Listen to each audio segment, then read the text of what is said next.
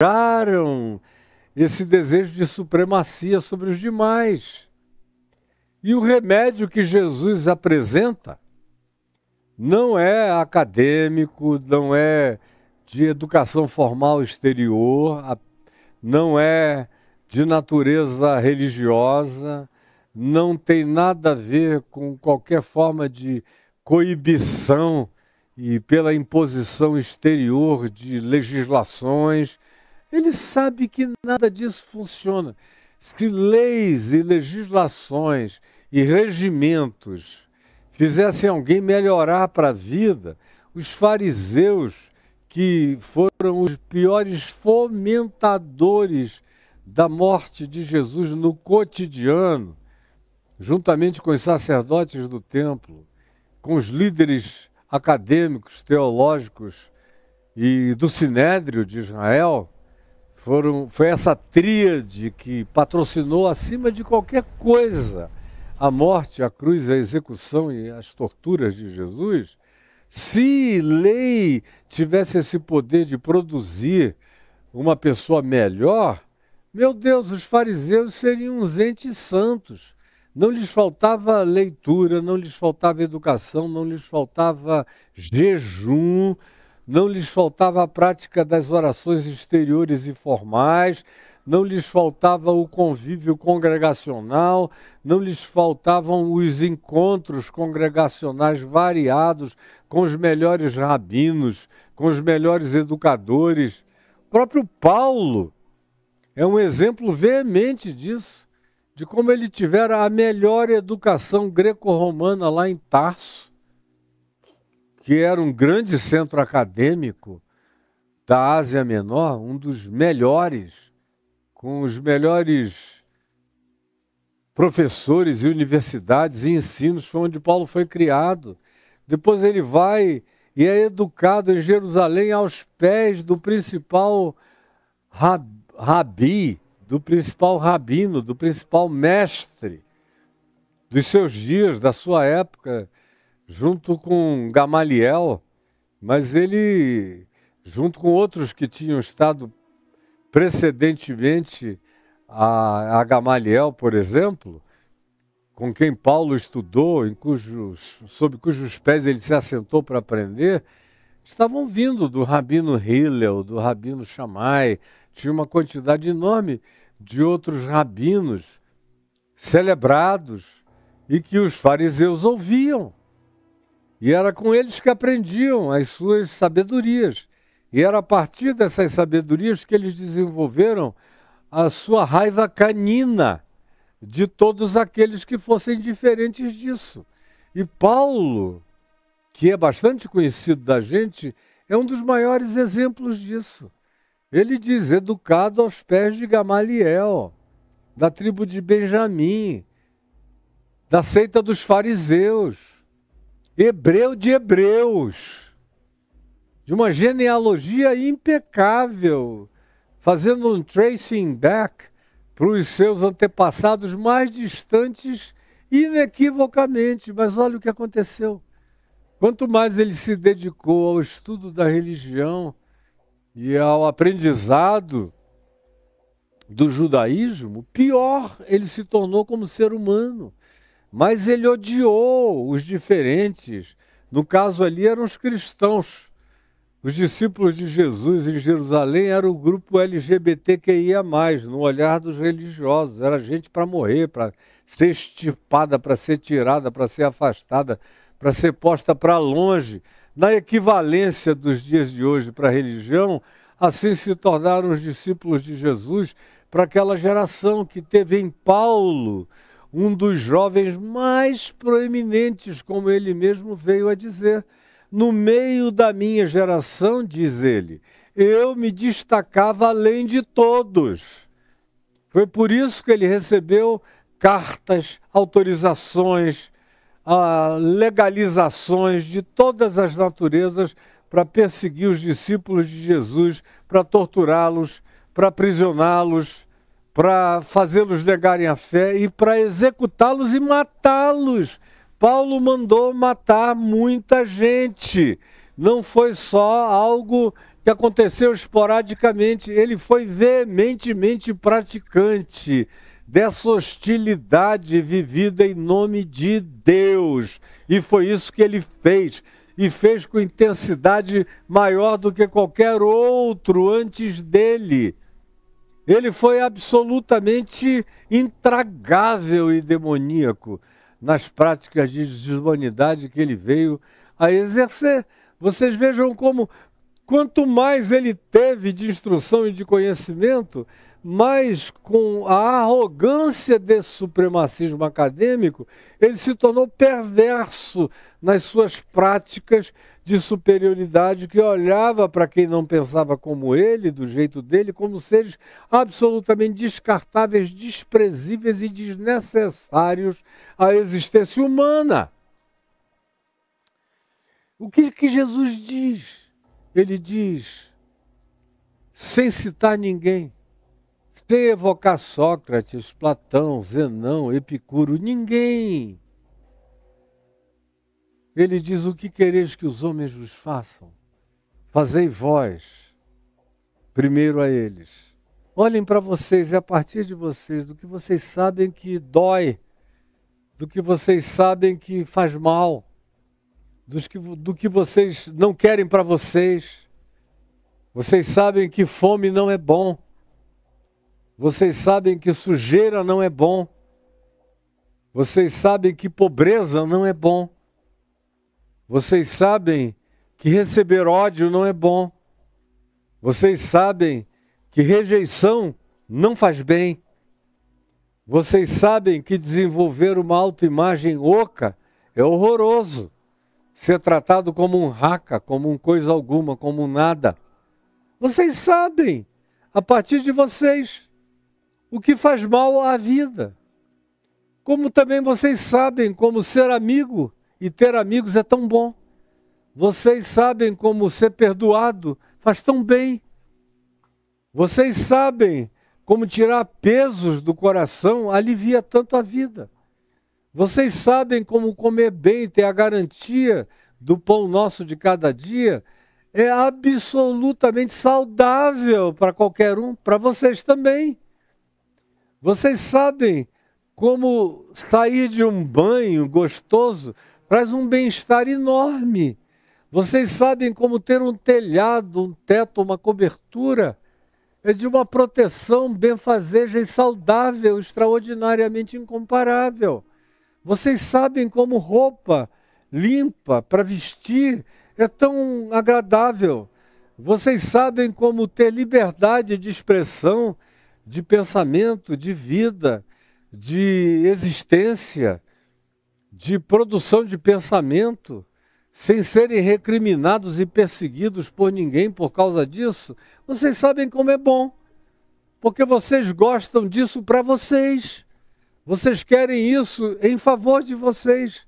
Então, o que vocês desejam, pela própria natureza e pela percepção natural da coisa, a menos que você seja um sado, masoquista, sociopata, psicopata, doente, necessitado de ser internado e afastado de um convívio público porque você é o próprio homicídio ambulante, o ódio ambulante, mas se você não for um doente dessa natureza radical, se você tiver um mínimo de saúde mental e emocional, você sabe por você mesmo o que é bom para a vida.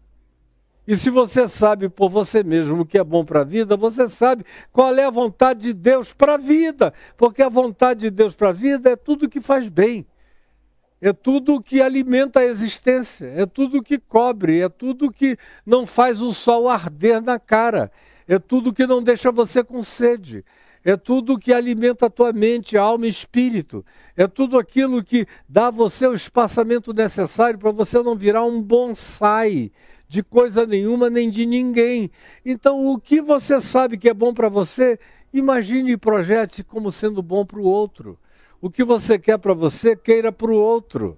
Não precisa ter livro nenhum, academia nenhuma, frequentar universidade alguma, não se demanda um PhD, nem um pós-doutorado de nenhuma natureza para chegar aí. Isso faz parte de uma natureza que a academia não ensina, mas que a prática do amor produz. Quando a gente decide que vai pautar a vida e vai pisar no chão da boa nova, da boa notícia, quando a gente vai ser portador de alegria e de verdade, e de justiça, e de amizade, e de boa vontade, e de simpatia, e de coragem verdadeira nos vínculos com a vida, quando a gente é assim, a gente faz bem a si mesmo e a gente faz bem aos outros. Todo mundo sabe disso. Só os doentes, corruptos e perversos é que odeiam gente assim. Mas você não quer ser nenhum deles. E Jesus não nos ensinou a ser como nenhum deles. Mas até mesmo esses, Jesus alcançou e fez com que a impressão do amor de Deus que vazava de Jesus fosse tão fortemente, veemente, inegável e incontestável, que até esses, muitos deles se curvaram e vieram, e se levantaram como Zaqueu, que não tinha sido doutrinado em nada. Só tinha visto Jesus fazer algumas coisas. E tinha visto Jesus passar. E tinha visto como ele tratava, como ele olhava, como ele sorria, como ele acolhia, como ele era, nas expressões não vocalizadas dele. O cara sobe numa árvore e olha, diz, meu Deus, esse homem é diferente, o que é isso que está atravessando Jericó?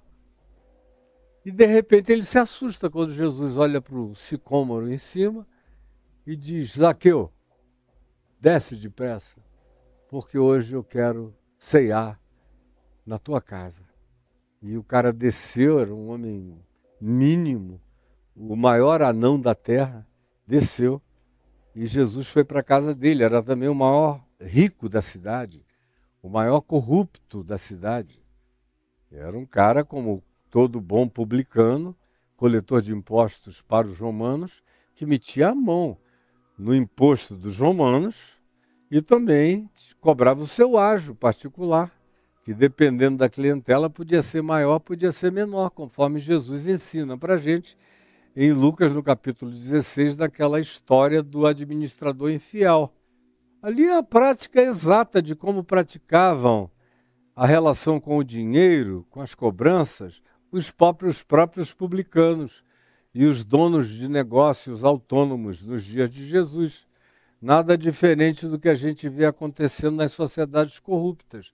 O cara diz, ó, a dívida com o meu patrão é X, mas eu vou acrescentar também Y para mim, para eu botar no meu bolso. E Zaqueu não era diferente. E não teve uma grande doutrinação, ele não ficou mais do que algumas poucas horas com Jesus. E ali no meio do banquete, entre conversas amenas e risos e sorrisos, e pão, e vinho, e petiscos, e comida singela, de repente, o homem levanta-se e diz algo que assusta todo mundo presente. Menos a Jesus, que sabia o que estava acontecendo de revolução no coração de Zaqueu, conforme você pode ler lá em Lucas 19. Ele levanta e diz, Senhor, dirigindo-se a Jesus, eu decido hoje, aqui e agora, dar metade dos meus bens aos pobres. Foi o que eu tenho. Dá para mim e para todas as gerações da minha família. Eu tenho demais. Uma das primeiras coisas que o Evangelho faz, quando entra mesmo, como vontade de Deus no coração da gente, é fazer a gente usar uma matemática da solidariedade e ver o que a gente precisa, o que a gente tem e o que sobra na vida da gente e que é justamente o que falta miserável e desgraçadamente na vida de outros. Aí ele faz o óbvio que o Evangelho ensina a fazer. O óbvio é, tenha o suficiente, o pão nosso de cada dia nos dá hoje. Tenha o suficiente. Garanta o suficiente para a sobrevivência, para a vida, para a continuidade sua dos seus filhos. Agora, o que seja sobra, como Jesus conta numa parábola daquele homem louco que já era rico e resolveu multiplicar muito, e guardou, e guardou, e guardou, e construiu celeiros, e acumulou grãos e grãos e grãos para muitas gerações. Aí depois voltou e disse, agora sim, tenho para mim e para muitas gerações, nada me faltará, está tudo estocado em demasia. E aí Jesus disse que a voz de Deus falou a ele, louco, hoje mesmo te pedirão a tua alma e o que tu tens para quem será? É a filosofia do livro de Eclesiastes, da sabedoria bíblica do Velho Testamento em Provérbios, do ensino dos evangelhos e dos apóstolos, andam na mesma direção da moderação em tudo. A vontade de Deus anda sempre na linha da moderação que faz bem a mim mesmo e faz bem aos demais à volta de mim. E na vida daqueles que me cercam. Jesus apela, em primeiro lugar, para o bom senso, para o que cada um provava em si mesmo, como critério mais básico e natural de compreensão da vontade de Deus.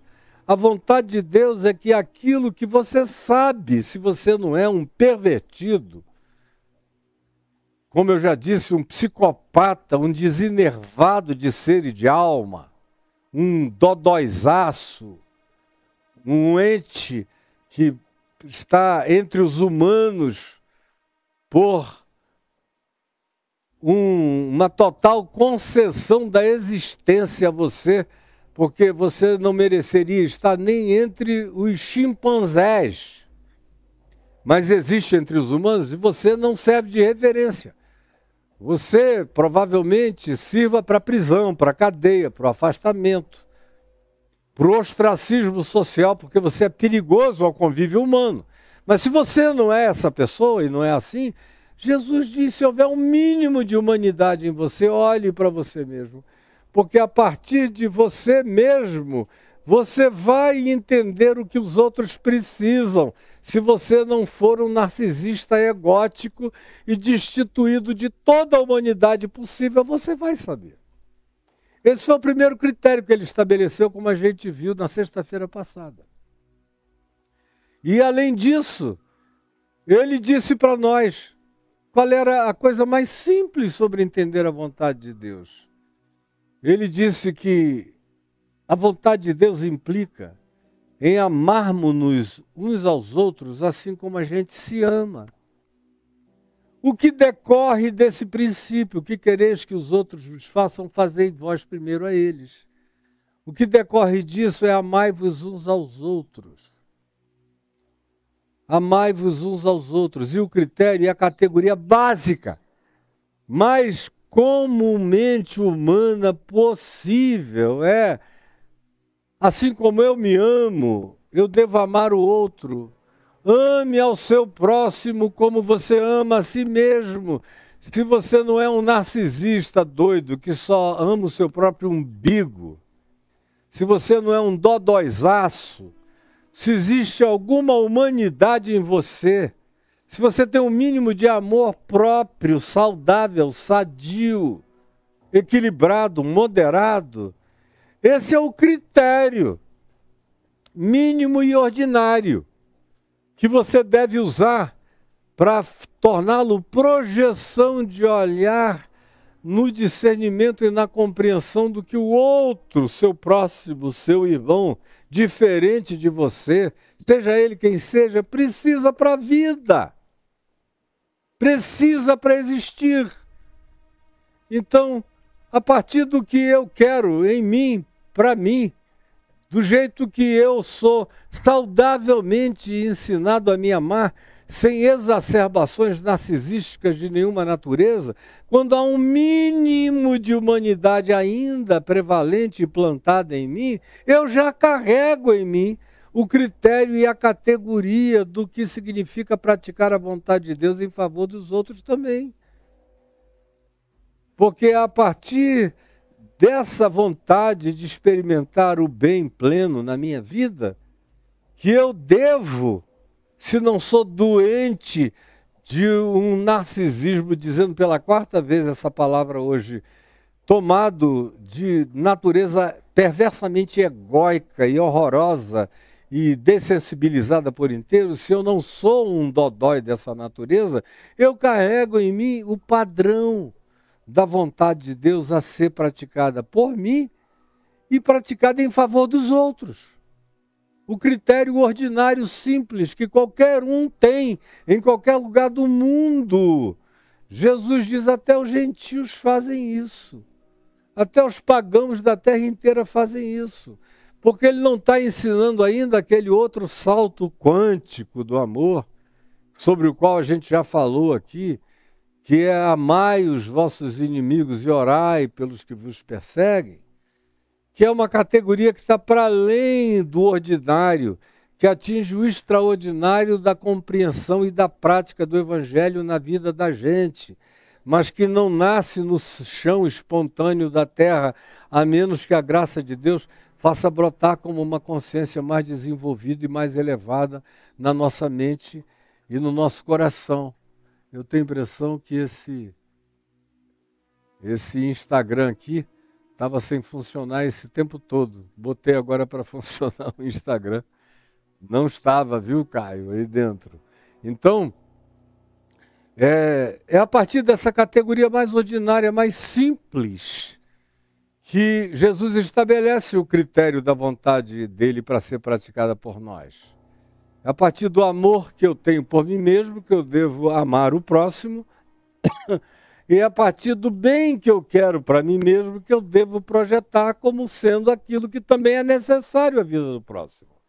E para quem chegou no Instagram, que só foi ligado agora, eu já estou falando no YouTube sobre isso há uns 20 minutos. Vão para lá, puxem para trás e assistam tudo, para não perderem nada. Pois bem, continuando. Eu disse na sexta-feira passada que esse critério está espalhado entre todas as pessoas do mundo que não sofram de uma disfunção psíquica ou mental ou cognitiva ou de caráter aturdidora que impeça o indivíduo de ter percepções mínimas sobre si mesmo, sobre o próximo. Se houver um mínimo de humanidade e de saúde humana, todo mundo sabe e não tem desculpa de dizer: eu não sei o que eu deveria fazer para fazer a vontade de Deus por meu próximo. Aí a gente viu já na terça-feira, e a gente viu do dia de ontem, na quarta-feira. Na terça-feira eu dei uma passeada aqui no Evangelho, rapidamente, dizendo: o próprio Sermão da Montanha, embora seja o Evangelho todo, seja a manifestação do que Deus quer de mim, está no que Jesus pratica, no que Jesus ensina, em como Jesus vive, em como Jesus trata de crianças, como Jesus abraça velhinhos, como Jesus entra na casa de pagãos, de gentios, segundo os critérios dos judeus que não eram de Jesus, como Jesus não sente nenhuma necessidade religiosa de purificação por ter ido para uma terra de porqueiros, do outro lado do Mar da Galileia, em Gadara, em Geresa, em Decápolis.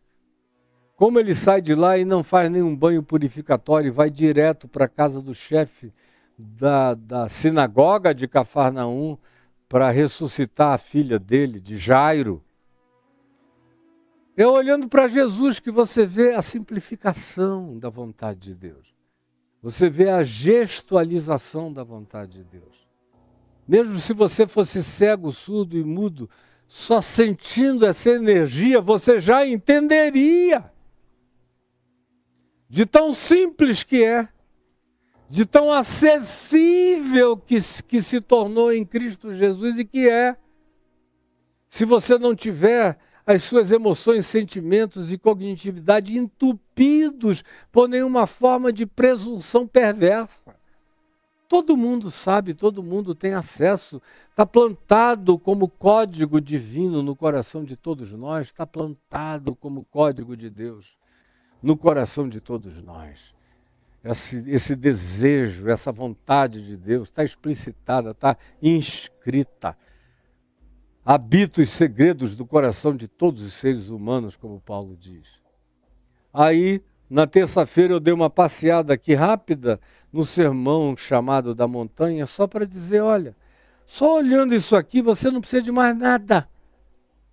Você já sabe tudo que agrada a Deus. Tudo que Deus quer que você seja, você pratique, você reproduza, você vibre, você deixe vazar como energia de amor, de graça, de compaixão, de bondade, de justiça, de misericórdia, de generosidade, na constituição de olhos bons, de interpretação boa, projetando a melhor luz do seu ser na vida, amando com amor agapau, com amor sublime, com amor de Deus, sem ser o amor fraterno que responde bem aos que bem nos tratam. É isso que a fraternidade faz. Eu sou bem tratado, trato bem. Agora, indo além disso, Jesus vai para além disso e manda que o nosso amor e a nossa justiça excedam a fraternidade básica que está espalhada pelo mundo inteiro, como ele diz, até os gentios fazem o mesmo, e manda que a gente vá além, amando os inimigos e orando pelos que nos perseguem. Isso é um outro nível para o qual a gente deva crescer, e é nessa direção que a gente deve andar. É para aí que nós somos desafiados a prosseguirmos. No entanto, preste atenção. Se você quer saber a vontade de Deus, aí eu falei sobre isso ontem. Não entre nessa arapuca maligna de profetas que vão dizer para você as coisas mais idiotas desse mundo e mais anti-evangelho, na maioria das vezes, possíveis. Só vão te fazer promessa de dinheiro, de prosperidade, de viagem. Eu vi você chegando com uma mala na mão. Ou eu vi um varão alto te cortejando. Ou eu vi uma santa de Deus separada para você. Ou eu vi todas essas coisas que eu não tenho mais nem alma para falar, porque eu passei a vida inteira ouvindo essa loucura para todo lado e me cansando, me enojando disso tudo. Quando a palavra, a vontade revelada de Deus está toda ela manifesta em Cristo Jesus, nos movimentos dele, no modo dele ser, tratar, falar, agir, ensinar, tocar, tanger, olhar, interpretar, acolher. Está tudo ali. Não tem mistério, não precisa jogar búzios, não precisa de horóscopo, não precisa de tarô, não precisa de taboíja, não precisa de nada disso. Não precisa de mistificações. Não precisa, está claro, acessível a qualquer um, a todos. Não há alguma categoria de especiais, habitantes de um nirvana. Nem é preciso se recolher para as montanhas, nem para o deserto, nem para as cavernas. É possível praticar toda a vontade de Deus vivendo na cidade, na sociedade, como Jesus mandou viver, como Jesus viveu. Como Jesus viveu, vós sois o sal da sociedade, da terra, do mundo. Vós sois a luz do mundo, não é da caverna. Não é para acender uma lâmpada e botar dentro de uma caverna. Para você ficar meditando de você para você mesmo. Ao contrário, é para dar gosto ao mundo, à vida. A vontade de Deus é para ser praticada no meu cotidiano, na existência social, na multiplicidade relacional, no meu atingimento, no âmbito da extensão dos meus alcances. Isso não precisa de nenhum tipo de catequese. Não significa, a prática da vontade de Deus não é sair falando o nome de Jesus por aí, enchendo o saco do mundo, não. Isso é fanatismo religioso, é só isso. É só isso. E é porque você não vive o Evangelho. E é só porque você não ama. E é só porque você não pratica o que Jesus praticou. E é só porque você não quer encarnar o que Jesus encarnou. E é só porque você tem preguiça infernosa de andar após Jesus e fazer como ele fez e ser como ele era e buscar o que ele ensinou a gente a buscar, praticar e viver, é que você quer transformar a vontade de Deus em oráculo especial e inatingível, quase que num gnosticismo, dado a conhecer apenas a alguns que frequentem algumas reuniões misteriosas de profecia ou que tenham acesso a algum grupo de seita especial que anuncia para todo mundo para vender a particularidade da sua suposta especialidade aos outros, dizendo só aqui é que a vontade de Deus é revelada plenamente. Mentira! Manda um idiota desse me procurar e fala isso. Por que para mim eles não chegam com esse papo? Porque eles sabem que o Evangelho os recortaria todinho saindo da minha boca contra eles. Eles procuram você, na sua idiotice, na sua pateticidade, na sua deliberada autoignorância, na sua preguiça, na sua superstição, no seu misticismo acomodado, na sua absoluta falta de desejo de luz, de sabedoria, de discernimento, de crescimento, de desenvolvimento da sua humanidade, da sua interioridade, da sua mente.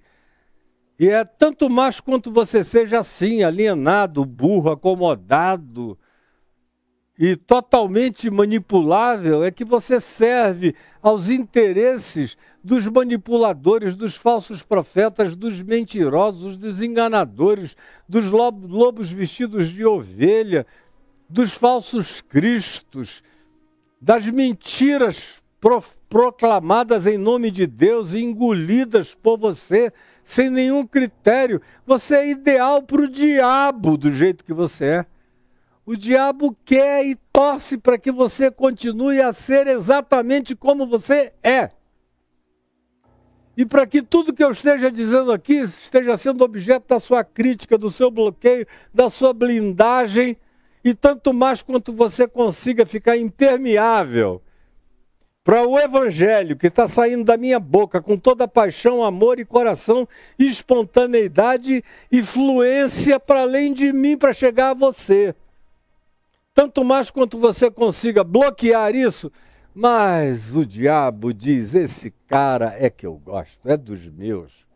E aí, nesse sentido, sendo o cristianismo o lugar mais difícil para se proclamar o Evangelho, e sendo a igreja a zona do agrião, aquele lugar do campo onde não nascia grama. Antigamente esse lugar era embaixo da área do goleiro, porque o goleiro ficava andando para lá e para cá. E hoje os campos são todos sintéticos e tudo mais, mas no passado, no tempo que eu jogava bola, peladeiro de várzea, de rua, de calçada, de futebol de salão, de praia e de campo, os campos, às vezes até o Maracanã, que era o melhor gramado do Brasil, no final do campeonato, antigamente era o Robertão, o Campeonato Brasileiro, essas coisas, o Campeonato Rio-São Paulo dos anos 60 e 70, no fim do ano, já tinha uma zona do agrião ali no goleiro, de um lado e do outro, porque o goleiro fica andando em cima, não nasce a grama. Não nascia. Então eu ia dizendo, a igreja é a zona do agrião para a semeadura do Evangelho. É esse lugar onde a semente é pisada de dia e de noite. Pisada, pisada, pisada, nada cresce, ninguém deixa crescer. Porque o Evangelho dentro da igreja é um perigo para os negócios.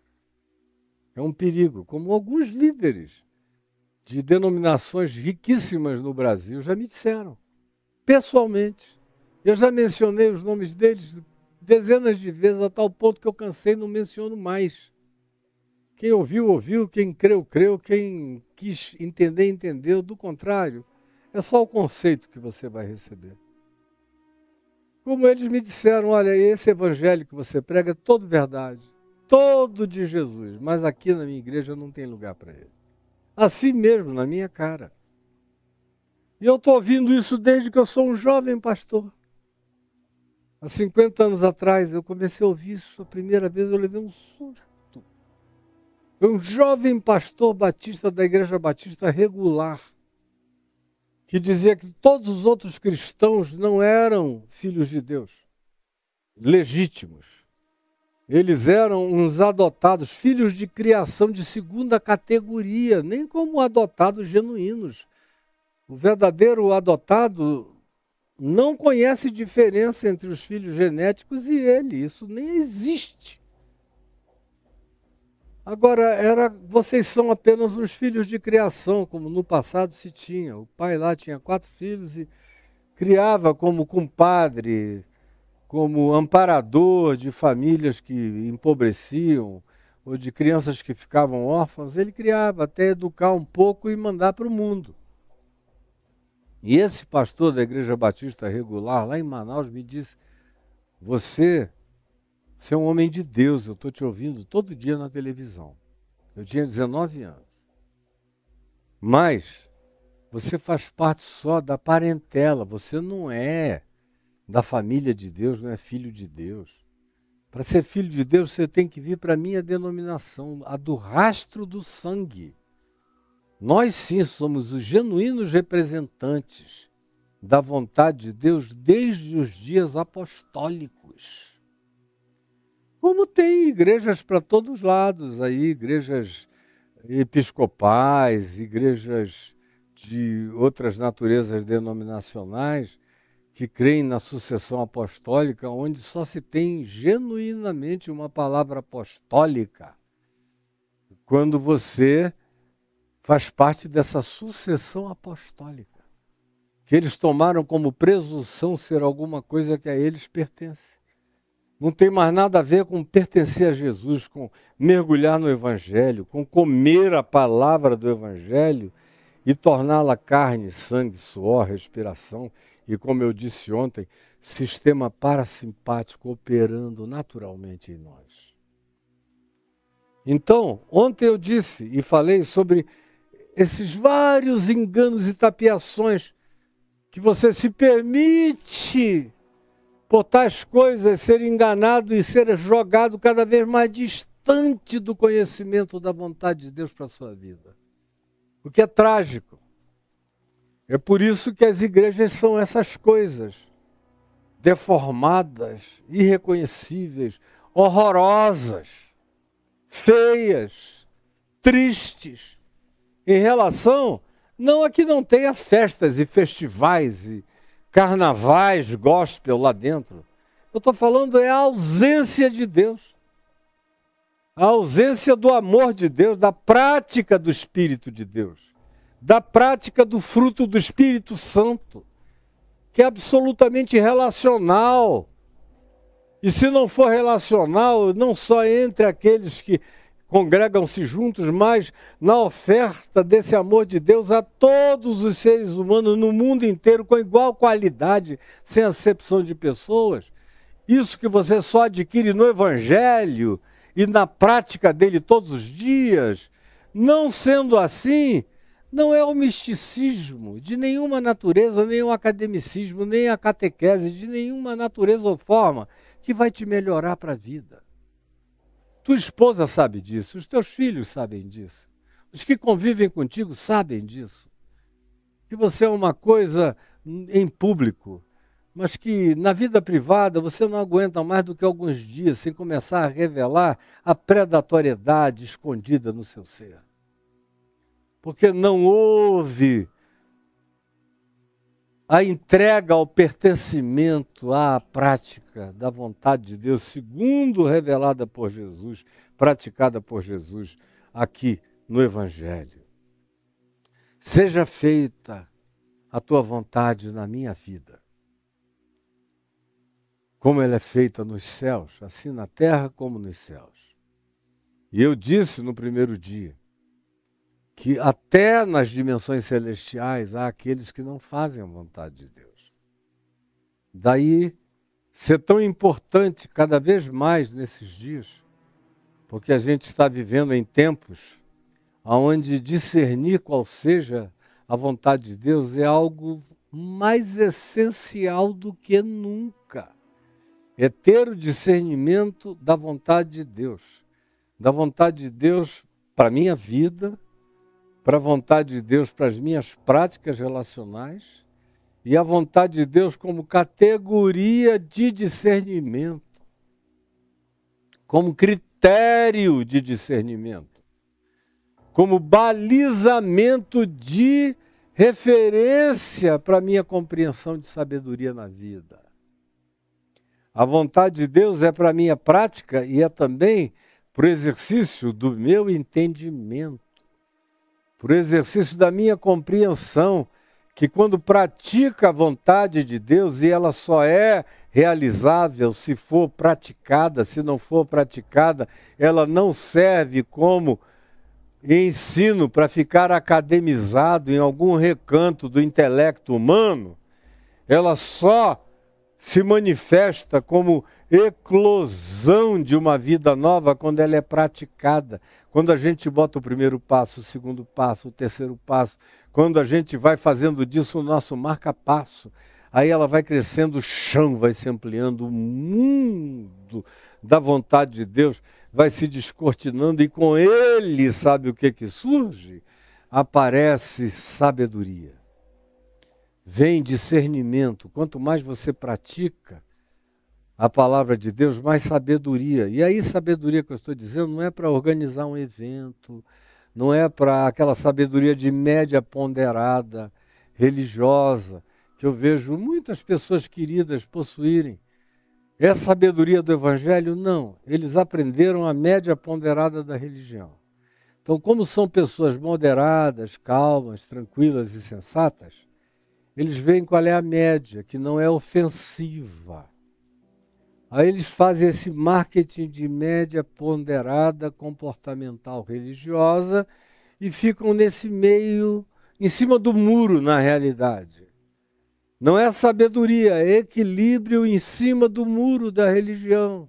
Nem tanto ao mar, nem tanto à terra, meu querido, vamos aqui. Nem tanto a gregos, nem a troianos, andemos aqui, no meio desse caminho. Nem tanto pentecostalismo, nem tanto reformismo, nem tanto armenianismo, nem tanto calvinismo. Aqui no meio a gente vai andando.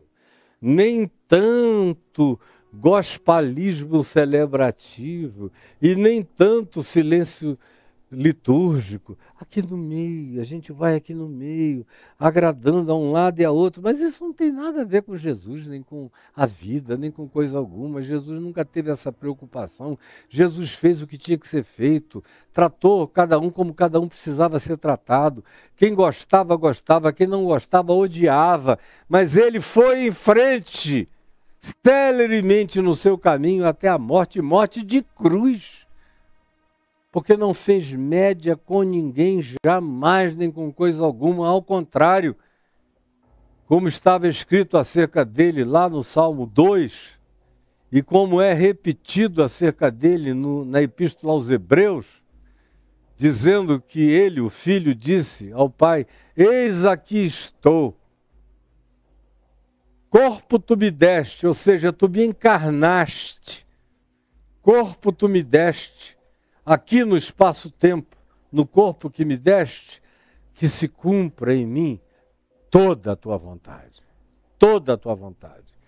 E todos os que quiseram, como Paulo diz, como Jesus ensinou no Sermão do Monte, aqui no capítulo 5, todos quantos querem viver justa e piedosamente em Cristo Jesus, não serão entendidos, não serão compreendidos, serão sempre alguém fora da curva, serão sempre demais para os que estão em cima do muro e serão sempre um pretexto polarizante para os que habitam os polos e aí te apelidam de polêmico.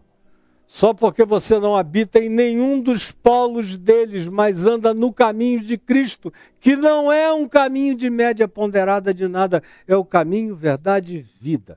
É o caminho da verdade que conduz ao que produz a vida. Essa é a vontade de Deus. O resto é religião, é catequese, é doutrinação e é dogma. Pelo amor de Deus, será que você não consegue entender? Pois bem, Jesus chega e nos ensina que até nos céus a vontade de Deus precisa ser recorrentemente praticada. Precisa ser feita. Isso é uma palavra para homens e para anjos, para seres celestiais. E em dias como os nossos, discernir essa palavra de Deus é essencial para eu conseguir sobreviver nesse mundo perverso, tomado por treva. Como Paulo diz, esse mundo tenebroso. Pedro também usa a mesma expressão, esse mundo tenebroso, tomado por densa treva, manipulado pelo príncipe da potestade das regiões invisíveis, das camadas e camadas e camadas de mundos paralelos, onde existem seres do bem, da luz e do amor, e onde existem também milhões de seres da maldade, da perversidade, e que são intradimensionais e transdimensionais. Passam para dentro do nosso mundo, como tem alguns que estão contidos dentro do nosso espaço-tempo. E tem outros que se atrevem a penetrar, como já houve no passado. Várias vezes, não apenas uma, mas várias vezes. A gente já chega no Jardim do Éden, na página 1ª e 2ª da Bíblia, do Pentateuco, aqui, da Bíblia do Antigo Testamento, e você já encontra uma serpente falando, dando ideias contra Deus, na 1ª página, na 2ª e na 3ª já está lá. Na 3ª página, a serpente dando ideia, ó. Desde o início da existência mais natural, esses entes de natureza supranatural, ou transnatural, ou intranatural, ou transdimensional, já estavam presentes. Depois que Adão e sua mulher tomam do fruto, comem do fruto da árvore do conhecimento do bem e do mal, o que se diz? Que uma criatura extradimensional, eu não vou chamar extraterrestre, porque eu prefiro tratar de extraterrestre os seres que não são dessa civilização terráquea, mas que fazem parte de civilizações no espaço-tempo, que estão viajando, aprenderam a viajar no espaço-tempo, viajar para o futuro, viajar para o passado, mas são seres, vocês vejam, a maioria deles parecem com a gente, são hominídeos ultradesenvolvidos que perderam a musculatura, a boquinha ficou pequena, os olhos ficaram grandões e tal. É o futuro da própria humanidade, se continuar sem se exercitar com naturalidade e se for cada vez mais coberta pela magia tecnológica que nos poupa movimentos, exercício e tempo de todas as naturezas. É por isso que sem academia hoje, todos nós estaríamos em pouco tempo nos transformando em extraterrestres grey, com a cabeça grande, braços alongados, dedos longos de teclado, boquinha de pílula, olho grandão para enxergar melhor a tela e só isso. De modo que esses somos nós amanhã. Esses aí são extraterrestres, porque não são da Terra. Estão vindo de outras civilizações. Mas Jesus está falando, sobretudo, desses seres transdimensionais e intradimensionais, desses outros mundos paralelos. E está dizendo aqui, seja feita a tua vontade, assim na terra como nas outras dimensões, nos céus. São essas outras realidades paralelas. Aonde a vontade de Deus é feita, mas nem tanto. Como diz Gênesis 3, originalmente já tinha uma serpente dizendo, não, Deus sabe que não é assim.